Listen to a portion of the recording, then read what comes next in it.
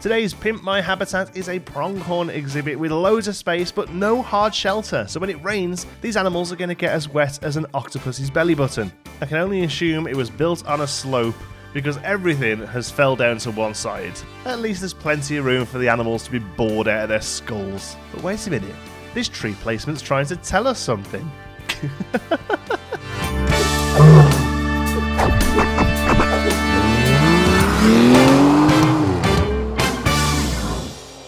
Hello you, welcome to Geekism and welcome to another Pimp My Habitat, where we take a community submitted habitat and make it better, basically. This one today is from Moral and it is a pronghorn enclosure. They didn't give us much information, but they said that it's a pretty boring exhibit to look at.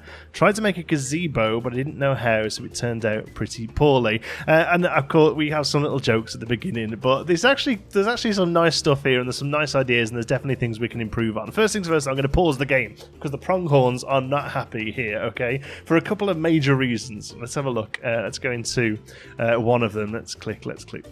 Okay, so nutrition's fine. A couple of them are dehydrated. Now, we have the small water feeder here that they're maybe not getting over to, but also this water, as lovely as it is quite low, so they're not able to drink from it or anything. I do like the idea of having this water along the front, and I love the fact that you use the null barrier here, we'll show you by clicking it, to give a more sort of natural looking barrier at the front here. Really nice work on that, so good job. And I love the fact that the path sort of comes out into different spots to see. I've had to place the paths down myself. They don't carry over in blueprints. They're a little funky just to get them working, but I like how those paths work, and I love the attempts at a gazebo here. I think a viewing gallery gazebo here is a great idea, but yeah, as you've said, it could do with a little bit of work. So there's lots of things going for it. I think the fact that you just kind of threw a few trees down at the front and then there's all this space at the back. If you're gonna have a few trees, get them further back so there's more viewing area of the animal, personally. But also you've got all this lovely space that you could do a lot more with. What I'm thinking is this water feature can actually make its way through the whole exhibit to a nice sort of centerpiece here at the back. So first of all, let's have a look at terrain. You've got terrain pretty much spot on. Let me just click an animal and have a look. Terrain, there we go. So terrain paint wise is fine and it's relatively nicely done, although you can kind of see where the brush has gone on the dirt, which isn't great, so we'll maybe try and have a little mess with that later on. They have no hard shelter to speak of, so they're going to get very damp when it's raining, so we need to build them somewhere to chill out when it's wet. And plants wise, although the coverage is good, you've actually used plants from the incorrect biome, unfortunately. So they are North American, but if you look, they're from the tundra biome, I believe that one is. So if we come up here and do continent, we can click North America, and then if we click on biome and click tundra, you'll see these oh no, they're not tundra. Which ones are they then? They must be taiga. Is that taiga? Can't really see from down there which one it is. It just says unsuitable.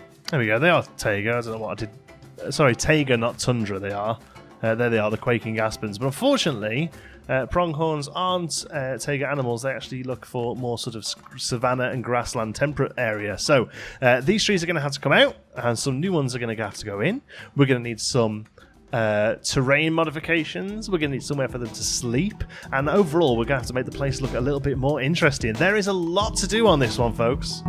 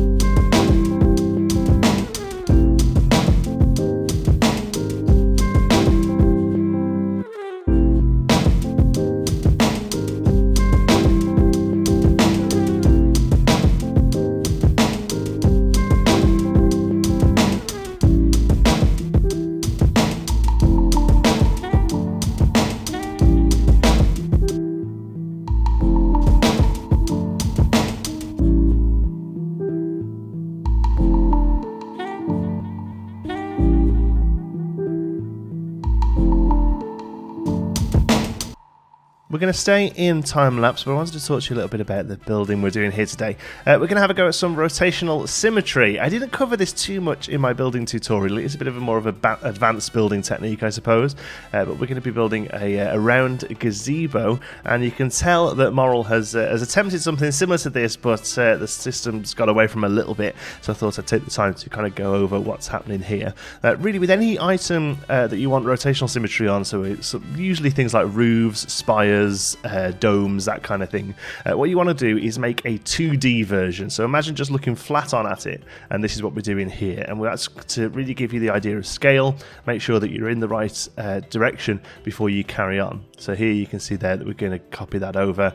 And that's just using the advanced move tool. Again, check out the building tutorial. Now here, once you've got the whole thing, you should find that as you rotate everything, the game will automatically put a central point in there for you. So I'm able to go in and rotate into quarters. Now, because we're filling this in with planks, what I need to do is make a wedge, basically. So you see here, I'm using the angle snap to figure out that we're going to have 3 wedges within a corner of this build.